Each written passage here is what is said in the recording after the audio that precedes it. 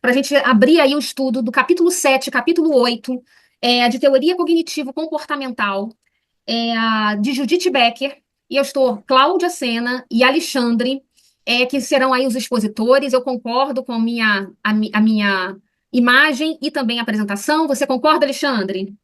Com certeza, está tudo disponível e pode tocar.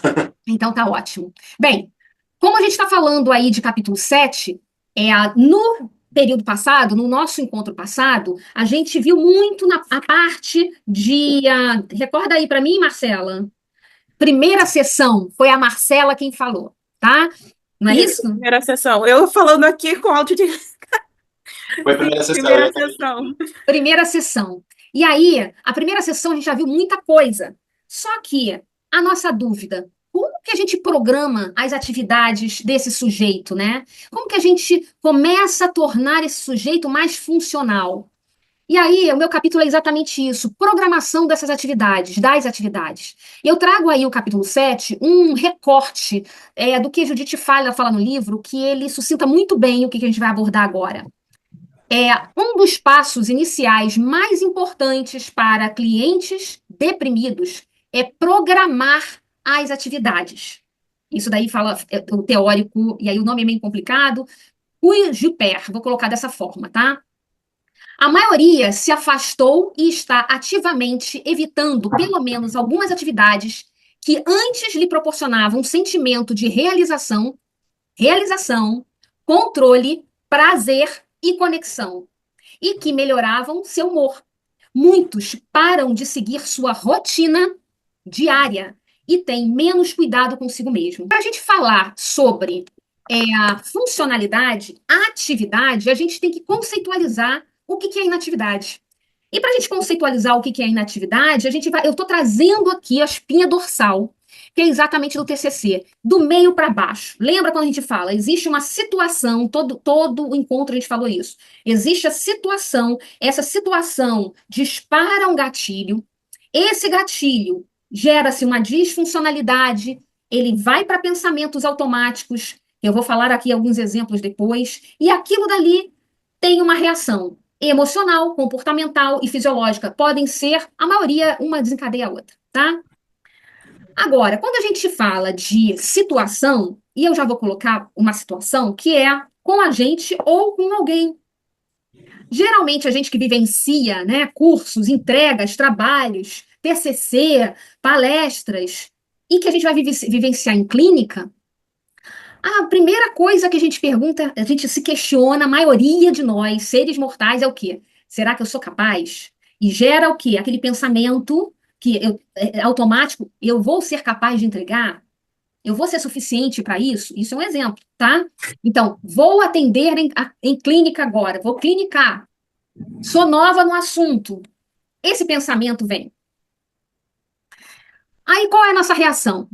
Muitas vezes a gente consegue se regular, né? E até mesmo um aprendizado como a gente está aqui. A gente consegue se regular frente à situação, outras vezes a gente não consegue. Entra a disfuncionalidade. Uns têm dor de barriga, outros têm uma tremedeira, outros têm. Só que isso daí, quando é em um momento, ok. Quando é recorrente, liga-se uma luz. Quando existe essa recorrência, o corpo, a cabeça, vai levar para aquela apatia, a disforia que ocorre com o nosso corpo, com a nossa mente, que é exatamente esse mal-estar, esse desconforto, essa angústia que gera na gente, ela gera uma apatia, um freio do nosso comportamento, tá? E aí, o slide, inclusive, a Judite coloca, né? Quando eu vou iniciar uma atividade, eu também posso ter aí o pensamento: estou cansado para isso, não vou conseguir fazer, não vou gostar de fazer isso, nada pode me ajudar a sentir melhor. E aí ele vem para uma emoção de tristeza, desânimo, ansiedade, a falta de esperança em atingir aquilo, tá? O comportamento ele leva para um comportamento de apatia, de inatividade, o que a gente está falando agora. E isso pode gerar uma consequência em cima de uma enxaqueca, ou uma dor de barriga, uma gastrite, uma sudorese. Então, nosso corpo reage a isso. E aí, entendendo um pouco mais essa curva, né, esse ciclo vicioso, antes de explicar essa imagem, eu quero que vocês tragam em mente Para quem nunca rolou um bambolê no corpo, eu nem sei se vocês sabem o que que é bambolê, mas na minha época tinha muito bambolê, tá? É um aro que a gente gira na cintura e tem que gerar numa velocidade tamanha que ele é difícil parar, ele vai automaticamente fazendo aquele ciclo, tá? É da minha época também. Ai, que bom, um 40 a mais aqui comigo. É, A minha época também, hein? que maravilha, mais um, Alexandre. E aí, o que acontece? Eu tenho 23, mas também peguei Obrigada. essa época. Obrigada, eu me senti assim mais acolhida agora, Marcela. E aí, o que acontece? Esse bambolê, para que ele tome essa força, ele precisa de um esforço inicial. E cada um tem o seu esforço inicial, né? Que vai passar daquela saída inércia para ele começar o movimento e cair, para ele começar o movimento e cair, para ele começar outro movimento e começar a ficar desengonçado na nossa cintura e a gente começar a entender qual que é esse movimento de giro, né? Para que a gente comece a regular o nosso movimento, a nossa emoção de estar ali, o nosso pensamento que a gente vai conseguir aquilo, e ele vai girar. É exatamente esse movimento, ó, de batedeira, né? E levando para o ciclo vicioso da inatividade, independente de onde está aqui, o ciclo em si, ele se fecha se a gente se não conseguir regular. Então, a gente trabalha aquele pensamento negativo que está em vermelhinho, tá? Vamos para o ciclo vermelho, né? Para as palavras vermelhas. A gente gera um pensamento negativo que eu vou gerar o meu humor, o meu sentimento mais deprimido, mais tristeza, né? Vamos levar aí para falta de esperança e que gera inatividade. E o que acontece com a inatividade? Aquela apatia, ela gera novamente aquele movimento, ela alimenta aquele movimento, aquele pensamento negativo, que realimenta o humor, que realimenta o comportamento. E isso daí fecha o ciclo. Como que a gente faz para quebrar esse bambolê? A gente ou simplesmente coloca a mão e ele para naquele momento, ele cai naquele momento, tá? Ou então a gente começa a virar aquele giro disfuncional para um outro tipo de giro. Então, eu vou devagar parando ele e colocando uma nova trajetória para ele. Vamos supor, ele sai da cintura para chegar aqui na frente, em cima da gente, aqui do tórax. A gente vai levando ele para. Ou a gente para, que é muito, como quando uma pessoa está disfuncional, isso daí não ocorre, ela tem que ter esse aprendizado de aos pouquinhos levar esse bambolê para um outro local. E aí, como que a gente faz isso? É aumentando suficiente. A palavra não é suficiente que eu gostaria de trazer aqui. Minimamente. A palavra é essa. Aumentando minimamente essa atividade funcional. E a gente vai muito falar sobre isso. Elevando pensamentos um pouco mais positivos, minimamente mais positivos, levando um aumento de esperança, ou seja, colocando uma fonte de esperança. Isso não é uma festa de esperança, isso é gotas de esperança. Porque quem está deprimido, quem está disfuncional, isso não é de uma noite para o dia. E aí, já chegando quase finalmente aí para passar o bastão para Alexandre, esse quadro de programando atividades é o resumo desse capítulo todo, tá? Então, para a gente retomar, para retomada de vida do cliente, é esse o nosso objetivo dentro das nossas conceituações, dentro da terapia em si. Toda a nossa conceituação terapêutica, ela tem que vir resgatar essa funcionalidade de vida, esse punhado de vida, que é com um punhado, pouco punhado que ele vai ter aqui nas mãos dele, controle dele, que ele vai conseguir gerar essa atividade, programar essa atividade na vida dele. Agora, existe uma coisa que a gente, principalmente nós novatos, fazemos, a nossa ansiedade também assola gera pressão na gente, né? E a gente pode passar isso para o nosso cliente, lembrando que terapia cognitiva comportamental é cliente. Então a gente pode passar isso para o nosso cliente. Isso de que forma? Também colocando pressão. E essa pressão, muitas vezes, pode passar por uma ação, uma atividade gerando perfeição. E lembra que nos outros slides eu comentei que o importante é que ele retome o que é minimamente necessário. E quando a gente fala que é minimamente necessário, basta ter a intenção e o esforço para gerar essa experiência aí, para gerar essa motivação de fazer essa ação. E aí eu coloco um exemplo muito legal. Às vezes a gente não está com vontade de fazer academia, tá? Mas No momento que eu me coloco a ir até lá, eu já me tirei daquela inércia.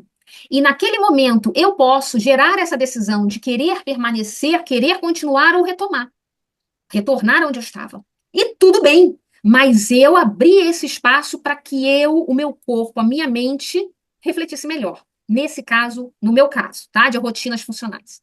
No caso de um cliente que já tem essa disfuncionalidade, simplesmente ele sair da cama e calçar o tênis, aquilo dali já é uma atividade. Que já falo aqui, logo no tópico seguinte, que atividades potenciais são aquelas atingíveis. É aquela que a gente sabe que o cliente pode conseguir realizar. Então, ela tem que ser executadas em pequenos passos. Ele pode, inclusive, escolher a categoria da vida. E a gente vai falar sobre as categorias aqui, que eu já comentei elas aí acima, tá? De forma nenhuma, a gente pode chegar para o cliente e falar assim: eu acho que você tem que fazer o seguinte, você agora vai meditar 15 minutos antes de dormir, ou 15 minutos ao acordar. Sou eu que vou ter que determinar o que atividade ele vai fazer? Não, porque eu estou impondo uma pressão e um desconforto a esse cliente. E aí o que acontece? Combinar com sugestões o que é agradável ele fazer, o que ele se sente confortável fazer, dentro das investigações que a gente teve ao longo do período, né, de estar com ele, e validar essa ideia do que é minimamente possível, é isso que vai fazer essa resistência aí, esse resgate dessa resistência aí. E por quê? É dessa forma que ele vai conseguir atingir. E aí, resgatando essa palavra resgate, engraçado, né? Terrível, falei agora. Mas trazendo novamente essa palavra resgate, que eu não falei de uma forma muito apropriada, no livro da Judith Becker, ela coloca assim: mas se o cliente tiver resistência em fazer? A gente tem até um quadrinho dela, que as coisas que são legais, as coisas que não são legais, eu acho que não dá para ver aqui. Aqui são coisas que eu não gosto de fazer, aqui as coisas que eu gosto de fazer, tá? Depois vocês resgatam na página 125. Esse quadro é super fácil de fazer e é interessante a gente até mesmo fazer com o próprio cliente, mas minimamente, para a gente entender o que é factível de realizar, tá? A orientação sobre o diagnóstico da necessidade de se tornar mais ativo e funcional, o que é isso? Não é falar sobre TCC ou sobre explicar o que é a síndrome, mas não explicar como ele vai quebrar aquele ciclo. De que forma ele, de fato, ele precisa ter essa introdução à nova realidade dele para que ele quebre esse ciclo, tá? Então, a questão de expor o diagnóstico é muito em função do psicoeducacional. Eu vou estar trazendo uma educação para ele do que ele precisa fazer. Eu acho que o Alexandre, inclusive, vai falar mais sobre isso no outro capítulo, se eu não me engano. Puxar, validar, rever compromisso de execução de atividade é importantíssimo. E quando eu puxo, estimular a ele fazer. Quando eu valido, quando você vai fazer, quando que dá para você fazer, quanto tempo você vai fazer, qual a frequência disso, é óbvio que sem a pressão, tá?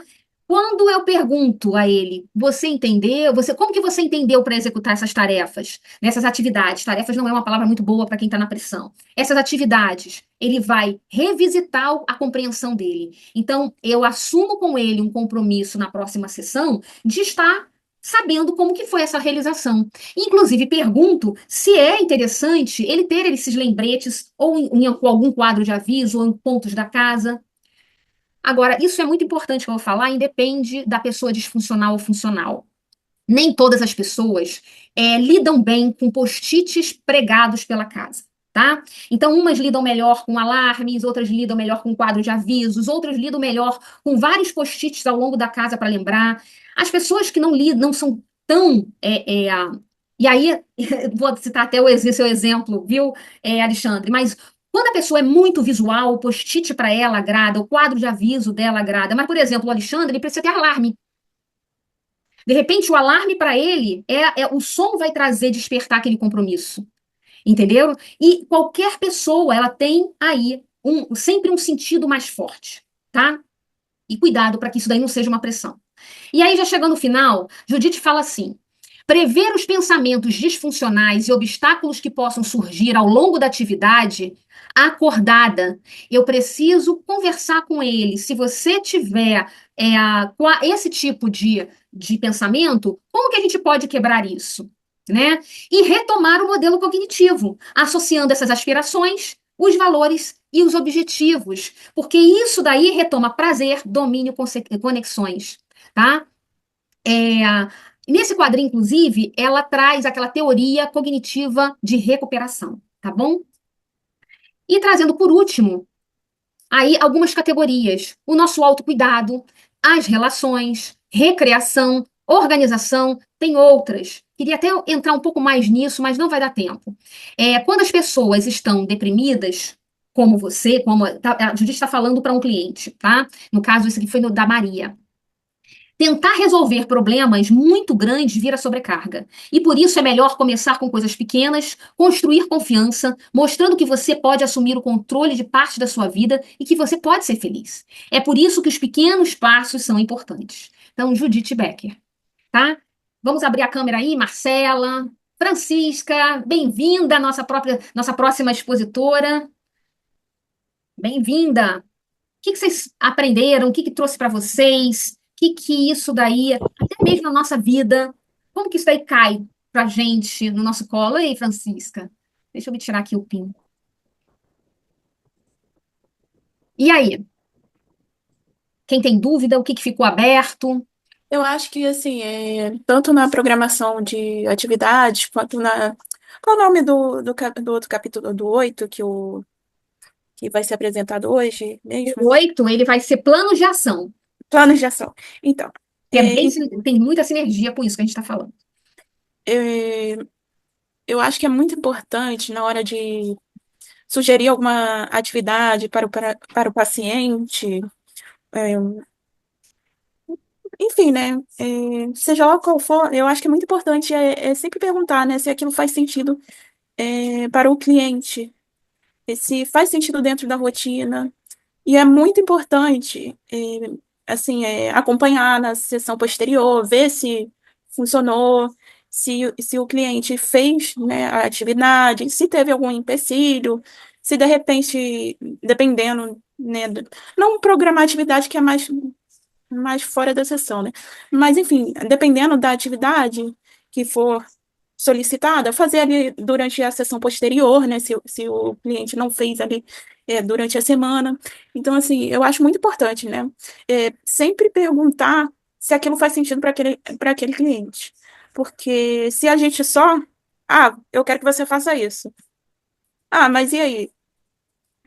E aí? Tem que Posso dar perguntar um, se você pode vou dar fazer, um se você exemplo, consegue até fazer. mesmo, não te atropelando, já atropelando, né, Marcela, mas vou dar um exemplo e trazer também o nosso segundo capítulo. A gente tem que trazer esses links, né? Se a gente está estudando o livro, que é trazer exatamente esse rapport. Então, cliente e terapeuta. A gente tem que trazer esse compromisso que existe de construção de ambos. Não existe só um lado, né? Os dois têm que fazer funcionar.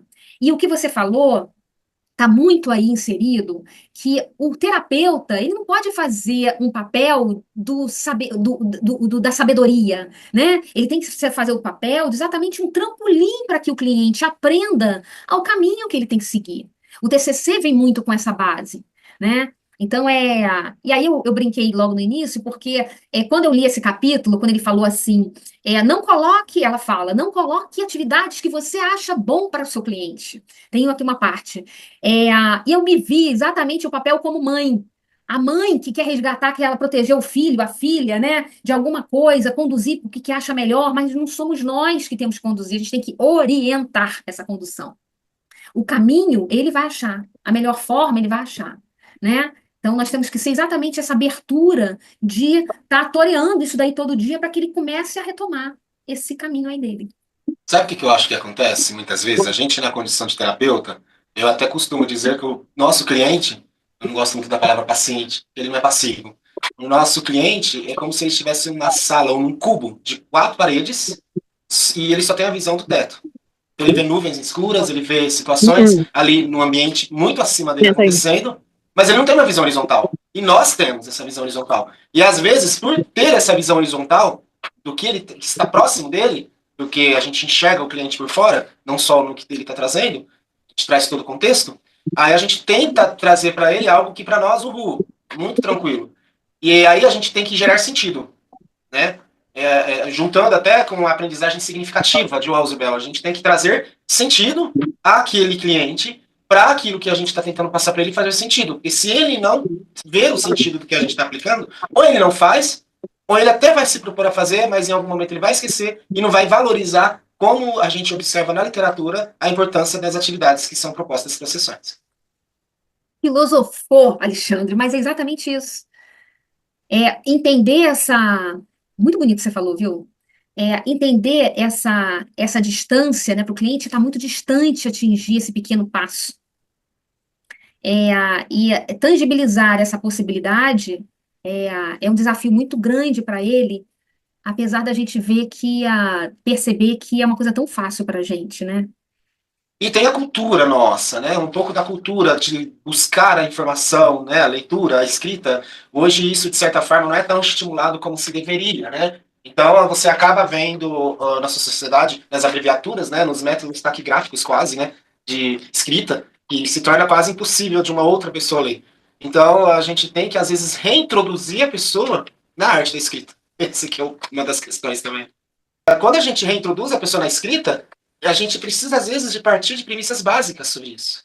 E aí que está a dificuldade, às vezes, porque você pega uma técnica de uma cultura extremamente puxada nessa questão de escrever, de fazer leituras, como a cultura norte-americana. A cultura da Judite também é outra coisa que nós temos que entender e adaptar para a nossa realidade. Por exemplo, eu tive um paciente que ele não tinha facilidade em escrever. Ele não conseguia. E aí, o que nós trabalhávamos? Você consegue trabalhar isso de forma mental? Você consegue, por exemplo, pegar as atividades que a gente propõe e desenvolver isso sem escrever? Consigo. Tenho memória fotográfica e consigo gravar, de certa forma, o áudio, de forma que eu consiga lembrar o que nós conversamos aqui. Falei, então, beleza. Se você consegue, vamos fazer. E aí a gente fez. Só que, assim, é desafiador, pelo menos para mim é desafiador, porque eu sou extremamente estruturalista, né? Então eu sofro demais com algumas coisas assim, mas é aquilo que nós falamos, é melhor para o paciente, para o cliente, não para nós. Exatamente. Bem, passa um slide anterior para saber o que é a proposta do capítulo e pode começar, que a sua apresentação já está no ar. Bom, pessoal, a gente vai conversar um pouquinho sobre os planos de ação, né? E o plano de ação é uma das coisas mais importantes que existem, né? Dentro da psicoterapia, porque ele que vai dar a base, que vai nortear outras atividades que nós vamos desenvolver dentro das sessões. Então, é muito importante entendermos, né?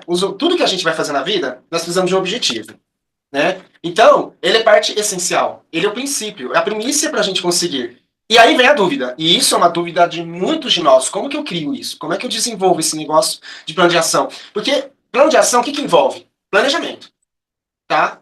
E aí, já nessa sessão, que já vem aí bem de encontro, porque no último encontro nós vimos, eu não pude ver ao vivo, mas de forma síncrona, a primeira sessão.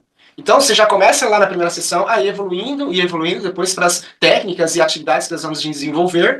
E aí, apresentar ao cliente essa questão do plano de ação. Então, você já fez a inclusão de atividades que você vai planejar junto com o cliente, e em cima disso vem o plano de ação. E aí, tarefas que são realistas. Não adianta a gente planejar, por exemplo, você tem um paciente que... Eu vou dar até um exemplo meu. Por exemplo, um paciente que te procurou porque perdeu um dos seus sentidos, né? Ficou o surdo, o cego, alguma coisa assim, né? E aí você vai ter que trabalhar o luto. Então é algo que você não vai conseguir trabalhar em 1, 2, 3 sessões. Você vai ter que fazer um planejamento. E muitas vezes o cliente não vai estar preparado. Então, são tarefas. Só que por que a gente não vai usar o nome tarefa? Porque fica o estigma, nossa, se eu tivesse opressão. E aí essas tarefas ou essas atividades que nós vamos introduzir sessão a sessão, ela vai estar aos poucos mudando ou trazendo a forma de melhoria, de mudanças no seu comportamento diário. Porque se não for diário, não adianta. Tem que ser diário, tá? Então, tudo precisa desse objetivo. E tem que ser uma aplicação prática. Não é algo que dá para você teorizar. Você vai teorizar na psicoeducação, né? Mas depois você vai precisar de aplicar aquilo que você trabalhou na psicoeducação. Né? Ajudar o cliente, eu gosto da TCC, um dos motivos que eu gosto da TCC é isso. Ela não fica presa só no consultório. Ela vai com o contexto da pessoa. Né? Então, veja, ela vai conseguir aplicar fora das sessões. Então, não fica presa à terapia. Até porque a gente vai transformando esse cliente e criando novos padrões na vida dele. né? Estimulação de padrões de pensamentos que vai fazer essa pessoa sair do estágio atual, como a Cláudia trouxe o exemplo do bombolê. Então você vai trazer o exemplo do bombolê, então ele está disfuncional, subiu, você vai estar mostrando por meio de ferramentas aonde, né, você pode posicionar, mas não você psicólogo, o cliente vai trabalhar com essa posição. E aí traz retorno de uma conexão, bem-estar, muitas questões importantes de autoeficácia, né, e assim por diante. Porque o controle e a autoeficácia é uma das coisas que mais se perde dentro dos comportamentos disfuncionais que todos os pensamentos e crenças disfuncionais fazem a gente fazer, né? Eu até falo, grande parte dos transtornos mentais, na verdade, entra aqui. Perda da autoeficácia e do controle. E dessa autonomia que o cliente possa ter. E aí a gente tem alguns exemplos que ela traz, né? Aí eu me atentei ao próprio livro, para a gente não sair muito fora. Eu gostei do termo, né? Até então eu já tinha lido, mas a gente lê, nunca mais pega e esquece. Biblioterapia, né? Então você vai trabalhar com textos, ou com a que a gente chama também da psicoeducação aqui. Né? Vai trabalhar com coisas que vai contribuir esse cliente a lidar. E os próprios registros do paciente, que ele pode estar fazendo, não necessariamente as minhas anotações, mas anotações que o próprio cliente faz. Eu tenho clientes que anotam, é muito legal. E aí eles trazem, nossa, na sessão eu tinha visto isso, tinha visto aquilo, e foi muito interessante. E aí entra alguns treinos. Habilidades sociais. Porque uma das coisas que mais pega pacientes que estão vivendo situações disfuncionais é a questão das habilidades sociais. Então, às vezes o paciente se embota, ficando isoladamente, socialmente isolado, né? A gente até enfrentou isso de forma meio que obrigatória durante a pandemia, por exemplo. E o ser humano, ele é um ser social. Então, essa desestruturação social pode gerar transtornos. E aí a gente vai trabalhar essa reestruturação, praticando sempre essa reestruturação. Como? Reestruturação. Experimentando novas coisas, novos comportamentos que não tem. De repente eu perdi com medo. Por exemplo, uma pessoa que ficou cega, ela vai ficar com medo de andar. Então você vai ter que reestimular essa capacidade da pessoa andar. E tirar esse medo da pessoa. E é um medo muito forte. Uma pessoa que teve um acidente grave, presenciou um acidente grave. Até você conseguir fazer ela voltar a dirigir, é todo um processo de reaprendizagem ali de comportamentos, porque seu cérebro gera bloqueios e você não vai conseguir lidar muito. E aí, esse plano precisa ser colaborativo para ser bom. Né? Ele precisa ser colaborativo. Junto. Lembra que eu falei do Ausubel? Aprendizagem significativa. A gente tem que criar sentido na vida da pessoa. E precisa ser focado no problema do cliente. Eu conheço e já tive contato com terapeutas, ou psicoterapeutas, corrigindo. O que acontece? O plano, muitas vezes, não está alinhado. Eu monto um plano padrão e, às vezes, vou aplicar a todos os clientes. Isso não funciona. Você até pode ter um plano mais ou menos padrão, mas se você não adequar à realidade e ao contexto daquele cliente, então por isso que tem que ser colaborativo, tem que ser construído junto, tem que estar focado no problema que o cliente está tendo. O tempo é muito importante. Eu tenho mania de já passar quantas sessões nós vamos desenvolver com o cliente. Isso eu faço. 5 sessões de avaliação, inclusive um teste de personalidade, porque eu acho muito importante nós entendermos o que é da personalidade desse cliente e o que não é. Um teste de atenção, para entendermos os níveis de atenção que esse cliente tem. E aí, posteriormente, 5 sessões, aí começa, sim, o processo terapêutico da pessoa. Então, 5 sessões de avaliação. Para a gente entender o que é esse cliente. Porque a anamnese não é brincadeira, gente. A anamnese a gente tem que perder tempo. Porque senão a gente tem muita dificuldade. Quais os valores que esse cliente pode ter? Se não tiver engajamento, não vai. Tem que ter engajamento. E aí, por quê? Justificativa. Por quê? A cronologia, tempo. Onde, quando, por quê, quais as explicações que nós podemos dar a isso para o cliente e ele também encontrar isso. Por que é importante? Eu tenho que ter significado. Se eu não gerar esse significado na vida do cliente, não vai rolar, infelizmente. Né? E aí tem os obstáculos. Né? Alguns obstáculos que estão ligados às crenças disfuncionais. Porque a crença vem de onde? De um pensamento disfuncional que pode gerar crenças disfuncionais. E aí vai gerar esses obstáculos. Tarefa muito difícil, Alexandre. Fazer isso que você está pedindo, dar uma volta no quarteirão, por exemplo, a pessoa que perdeu a visão, dar uma volta no quarteirão supervisionado por alguém, pode ser uma tarefa difícil. Então, dá uma volta em volta da casa. Ou, vamos trabalhar com simuladores de direção para você ir, de repente, dirigindo. E não precisa de ser de simulador de escola, não. A gente está falando de jogos, tá? Videogame. Tá? Você pode ter um simulador, né? Às vezes, teu filho, você comprou para teu filho, você pode utilizar, às vezes, no consultório, para trabalhar uma pessoa que tem dificuldade de lidar com direção. Eu recomendo uma tela grande para o cliente realmente se ver na situação, né? E clareza, tem que ser claro. Né? Se eu perdi o vínculo com os valores que eu quero trabalhar, tá perdido. E, gente, O que mais nós vemos, inclusive entre nós psicoterapeutas, são as crenças que, eu não vou conseguir, isso é muito difícil, será que eu vou conseguir lidar com o meu cliente? Sei lá, parece que a questão é meio bobeira. Às vezes a gente olha que a questão é muito simples. E nós, na condição de supervisão e terapia, nós trazemos essas crenças para o nosso terapeuta também, né? Então, e a procrastinação, na minha concepção, porque eu já procrastinei muito, é algo que a gente faz assim. É muito gostoso procrastinar. Então, quebrar esse prazer que a procrastinação causa é muito forte, né? E existem crenças associadas. Eu não dou conta porque eu sou fraco, né? Eu sou inútil, né? E aí é melhor nem começar, porque aquela história, né? Se não é para chegar no horário, eu nem vou, né? Mas às vezes, se a pessoa tem dificuldade de chegar no horário, a gente vai comemorar o ato de ter chegado um pouco mais cedo dentro do atraso que ele sempre fez. Porque é uma pessoa que está habituada a isso. Então não adianta querer cortar, por exemplo, o ato dele chegar atrasado nos lugares, né? E aí, eu trouxe uma leve revisão aqui do que a gente conversou. Eu fiz de uma forma bem resumida, mais para a gente compreender a essência do capítulo, tá? E aí, vamos ver um pouquinho os planos de ação. Então, a gente começou a sessão. Primeira coisa, você vai trabalhar os planos que foi feito durante a sessão passada. Executou? Tá, beleza. Se executou, a gente vai reforçar positivamente isso para dar certo. O que deu certo nesse plano? O que foi fácil? O que foi bacana? Como que você pôde rever isso que você está analisando aqui? Né? Quais os obstáculos que você enfrentou? Agora, não foi realizado. Mas você não fez. Como assim? Por que você não fez? Mas não é uma atividade que foi proposta? Aí você vai reforçar negativamente. Né? Você vai reforçar um comportamento de forma negativa. Ele vai continuar fazendo. Tá? E aí eu trouxe um caso aqui, que não é o mesmo, é igual do que dá no livro. Tá? Então, ele tem 28 anos. Ele é designer gráfico. O que acontece com ele? Ele evita buscar trabalho. Ele procrastina, tá? Ele evita buscar trabalho. Só que é muito ansioso. Ele dorme tarde, joga, tem uma vida social meio complicada, né? E aí, como que você vai trabalhar isso? Não dá pra você falar, pare de jogar, durma mais cedo. Isso não existe. Ele não vai conseguir fazer isso, porque ele ouviu, de repente, isso a vida inteira dos seus pais. Porque isso é fruto, de repente, do crescimento e do desenvolvimento dele. E como é que nós, psicólogos, vamos trabalhar? Então, você vai revisar, vai aos poucos inserir esses comportamentos que ele está apresentando. Então, a gente pode começar a trazer planos. Primeiro, ele tem um currículo pronto, de repente ajudá-lo a fazer um currículo. Então, um plano de ação não é nem ele fazer, é nós desenvolvermos as bases, lançarmos as bases para um currículo e ele mesmo desenvolver esse currículo e trazer na próxima sessão. Aí, na próxima sessão, a gente pode complementar esse currículo. Beleza, o currículo está pronto? Quais empresas que você acha que de repente é interessante para você? Quais empresas que te atraem? Vamos fazer uma lista? Então, você vai procurar essa semana algumas empresas. LinkedIn, você já tem o LinkedIn?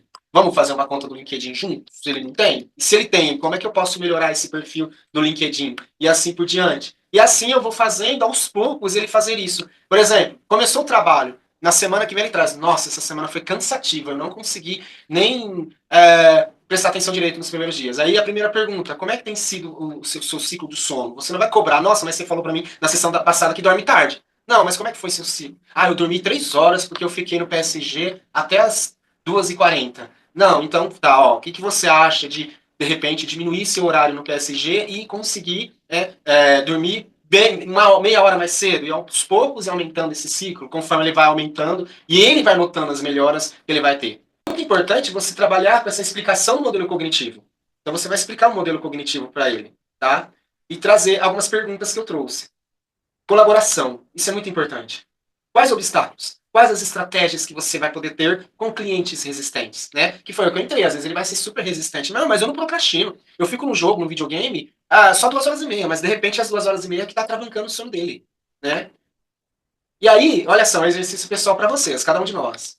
Um plano de ação para nós, né? E aí você pode usar a procrastinação ou que às vezes está pegando em você. Quais os pensamentos automáticos que você observa tanto no caso quanto em você mesmo? Você pode trazer isso para você. Será que essas falas têm sido a sua fala? E se eu tentar falhar? Eu não vou tentar outro emprego. Já tentei vários e não deu certo. Não vou me expor, não. Tá? E aí, definir tarefa. Os valores estão alinhados com os valores do Rafael? Quais os valores dele? Então, baseado nessa sessão de coleta de informações, você vai conseguir ajudá-lo. As tarefas. Quais as dificuldades? O plano vai responder essas queixas que ele tem? Essa é uma atividade de reflexão. Vocês podem utilizar esse slide para a vida de vocês, para as nossas vidas, ou aplicar no seu paciente, no seu cliente, como você queira. E é muito gostoso quando você vê o paciente respondendo. É muito gostoso quando você vê as respostas vindo, inclusive quando você encontra transtorno de personalidade borderline. Às vezes você vê evolução num transtorno que é extremamente difícil e são resistentes. Tem hora que você pergunta, uau, o que eu faço? E aí você, às vezes, tem que visitar até outras abordagens da TCC, como a terapia focada em esquemas, para ajudar uma pessoa como essa a superar essas questões. Mas isso aí são cenas para próximos elementos aí que nós vamos ter durante esse Próximos grupo. capítulos. E agora fica as dúvidas, né? Ou falas que vocês queiram trazer. Bem, primeiro de tudo, tem que vir mais vezes, né? Tem que expor mais vezes, né, Alexandre? O que vocês acharam, gente? Ah, imagina, sua exposição foi muito legal também, adorei. Gente, o Alexandre, ele já clinica e ele tá numa transição. Olha aqui, posso falar, Alexandre? Pode? Ele está numa transição de psicanalista para terapia comportamental, tá? Cognitivo-comportamental. Então, ele também está trilhando da forma dele, também agora já é atuante. Então, assim, deu uma palha para a gente, não, ele deu todo o celeiro de palhas para a gente, né? Então, eu te agradeço muito, viu, Alexandre? Eu costumo dizer, Cláudia, que na verdade eu estou começando assim como todos vocês, porque na verdade a melhor assim abordagem que eu tive contato na faculdade devido aos professores realmente foi a psicanálise a nível de conteúdo, foi muito bem apresentada, né? E aí a gente acaba pendendo para eu pelo menos pendo para o que foi bem apresentado para mim. Mas quando eu entrei em contato com a TCC, eu falei, isso tem a ver comigo. Ela é estrutural, ela traz estrutura, ela traz base, e para mim é muito mais fácil. Tá? E eu comecei trabalhando num hospital. Imagina você trabalhando num hospital com psicanálise. É impossível? Não, mas eu me perdi muito e a TCC me ajudou muito.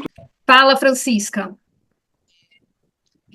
Usando a TCC, né? E se a pessoa for resistente, né? Por exemplo, fazer aquele planejamento todo e a pessoa simplesmente não fazer atividade, não ser bem resistente. Tipo, mentir nas terapias, né? Fazer tipo uma enrolada. Como é que a gente deve prosseguir? Posso começar e você complementa? Pode ser, Cláudia. Então vamos lá, vamos fazer esse bate-bola que isso que é gostoso. Bem, dentro do capítulo que eu trouxe e dentro do que a gente já revisitou aí, estudou dos capítulos anteriores, TCC é um compromisso, né? Tem que trazer essa troca. O cliente tem que saber que ele está lá e a evolução do tratamento dele depende dele.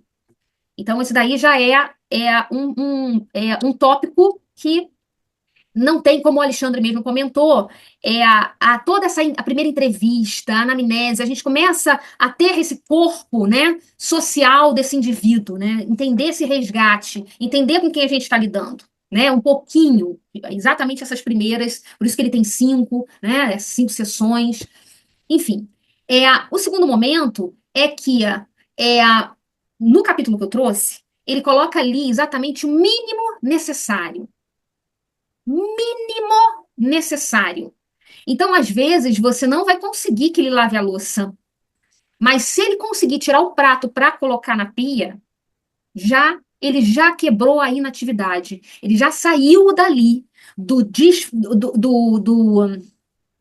estático, que não era essa palavra que eu queria colocar, para quê? Para ele colocar uma atividade dentro da vidinha dele. Tá? E o terceiro ponto que eu quero colocar é que o Alexandre colocou e eu também, de palavras diferentes, mas, às vezes, esse cliente, ele está tão autocrítico que ele entra na crença, no pensamento, que ele não vai conseguir fazer. E antes que ele faça alguma coisa, ele já se embarreira. Então, esse é o nosso papel construir essas pontes para viabilizar esse caminho. Entendeu? Vai lá, Alexandre. Uma das coisas que a gente tem que trabalhar muito com pacientes resistentes, aí entra muito terapia positiva, né? Que ainda a gente vai ver, eu não lembro se está nesse volume, nessa edição, né? Edição posterior. Não, Né? isso aqui não tá, não. Tá na edição, acho que no quarta edição que ela traz, esse capítulo adicional da psicologia positiva. Né, que a gente não olha para os pontos negativos, principalmente no primeiro momento. Não que você vai ignorar isso. Mas não adianta você pegar o paciente, você acabou de avaliar. Ele já está tenso porque passou por todas essas questões de anamnese, todo esse foco avaliativo. Se você continuar olhando para ele com esse olhar avaliativo, duas coisas podem acontecer. Ele deixar a terapia, né? Ou ficar na terapia e falar aquilo que você mesmo trouxe, ficar enrolando, né? Como diz aqui na região perto de Minas, ficar picando fundo, né? E aí não vai resolver o problema. E eu, pelo menos, sou bem aberto aos meus clientes aqui. Eu falo, ó, você está participando de um processo terapêutico, você está investindo. Então, é muito importante você se atentar para essas atividades, porque você, olha só o ato de você estar aqui já é um ato que você mostra que está buscando essa mudança. Agora, se o que nós estamos propondo aqui, se você não conseguir fazer, vamos arrumar outras formas para você desenvolver. Mas é importante você fazer. Uma, porque existe o seu investimento financeiro. E a outra, existe o seu investimento cognitivo. Você está aqui para algo. Você veio aqui buscar algo. Então é muito importante essa aderência. E às vezes você trabalhar com esse convencimento, você chamar a atenção, mas por coisas positivas que vai fazer a pessoa realmente, né? O que eu estou fazendo aqui? E aí ele parte para essa reflexão. Teve clientes que falaram, nossa, realmente, né? Olha, eu já estou na terceira sessão, ainda não consegui fazer. E eu falo, não, vamos fazer. Tá, ok, o que passou? Não adianta a gente ficar reclamando. Passou. Vamos ver a partir de hoje. O que nós podemos fazer? Tá? E aí, em cima disso, a gente vai aos poucos introduzindo aquilo que eu falei, gente, um pouco da cultura. Nossa, de anotar, de ficar reparando questões da vida. Ah, tem coisa que eu vi e eu nem reparei. Ah, tem coisa que eu pensei e nem registrei que achei que na hora não era importante. Tá? Principalmente quando a gente fala em crenças disfuncionais. Eu não registrei porque eu achei que não era importante. Eu falei, tudo que vem na tua mente é importante. Registre. Deu uma ajudada, Francisca? Não é simples isso, Francisca. Não é uma receita de bolo, tá, gente? A gente não pode encarar a TCC como receita de bolo, pessoal. A Judite traz as técnicas, traz as coisas aqui no livro. Ela traz os casos clínicos. Eu tive uma paciente que foi paciente de livro. Nossa, tudo que Cliente. você fez. Deixa eu Nossa, buscar. Cliente, é cliente. é cliente de livro. Né? Aquele cliente que, nossa, gente, eu li no livro. Tudo que você pede, faz, evoluiu, resolveu suas questões, igualzinho tá no livro. Oh, maravilha, isso é uma delícia. Nossa, realmente traz uma satisfação também. Realização profissional. Nossa, mas aí, bem depois daquele cliente, entra uma borderline. Aí o bicho pega. Acho que foi E a borderline, às vezes, fica anos com você e não monta plano de ação, porque para ela isso não faz sentido. E aí você tem que construir, ter paciência. Não dá para falar, não vou mais te atender se não faz esse plano de ação, não vou fazer isso jamais com o cliente. E o que acontece? Eu cheguei a pensar, na verdade, logo no início que eu comecei, eu fiquei muito angustiado, eu falei, eu vou te encaminhar para uma outra profissional, porque eu não sou capaz de te atender. A gente nunca vai falar que ela não atende às nossas expectativas, a gente que joga a questão pra gente. Menina, essa moça surtou. Aí, tá vendo? Todo mundo me abandona. Aí eu fui ver que eu falei, nossa, que erro grave que eu cometi. Porque uma das queixas da borderline é exatamente essa. em relação Todo conexão. mundo me abandona. Exatamente. Em relação E aí eu conexão. revi, realmente pedi desculpa na sessão Reforçou. posterior. Aí vai Não, eu acontecer, pedi gente. desculpa. Pedi desculpa na sessão posterior. Porque ela veio. E Eu falei, ela não vai vir. Ela não vai vir. E ela veio. Mas sabe qual é um dos piores erros para nós, aí falando de futuros profissionais e profissionais? É exatamente buscarmos a perfeição, porque se a gente tá, a gente tem que, se a gente robotizar esse atendimento, saiba, a gente vai cometer, nós somos humanos, nós vamos cometer erros. A única coisa que a gente precisa ter esse entendimento um pouco mais apurado, mais delicado do que causou aquele desconforto, daquela insatisfação, né? E eu vou pegar aí, vou já retomar um gancho que da apresentação do Alexandre, que eu acho que são pontos muito importantes para vocês gravarem esses pontos. Vou fazer um toca-toca aí com vocês para ver o que vocês acham disso. Uma das coisas que o capítulo do Alexandre falou, que é um capítulo de plano de ação, que muitos não têm vontade de fazer, quiçá sair da cama, quanto mais fazer um plano de ação, né? E isso, inclusive, para os funcionários, ou seja, que só estão no nível de estresse, descontrole da sua pauta de A agenda. gente não tá falando dos depressivos, né? Não. Mais grave possível, vamos O pensar que eu assim. vejo se desenrolar, né? É a questão quando ele pega o ciclo do sono. Isso daí é importantíssimo a gente entender esse cliente que não está dormindo, né? Que vira à noite. Ou então mesmo a questão de troca os horários. E que muitas vezes a gente tem aí profissionais que trabalham à noite gravíssimos, com problemas de transtorno depressivo maior em função disso, e a gente não se liga. A outra situação quando a gente fala de manter atividades, ele falou atividades diárias. Não é uma atividade hoje que você vai fazer, daqui a um mês você vai fazer, não. É aquela constante, aquele rotina que traz o padrão. É a rotina que traz um padrão e novos padrões, tá? Mas minimamente pequena, para que a gente consiga gerar essa roda de cada vez mais funcional. A outra coisa que ele colocou, essa situação de quando ele retoma, na verdade, ele tem uma certa consciência, eu não vou botar uma consciência, eu estou colocando entre aspas, tá, Alexandre? Sim. Da autoeficácia e controle. Porque, na verdade, ele sabe que ele está perdendo aquilo, mas ele não sabe, diante da realidade, quando ele começou a perder. Ele já está mergulhado nisso.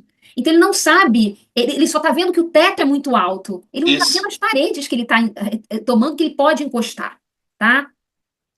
A outra coisa que ele colocou, habilidade social. Às vezes a gente fala muito sobre habilidade social e fala assim, nossa, eu tenho que trazer amigos para dentro de casa, eu tenho que me relacionar. Sair para comprar pão, gente.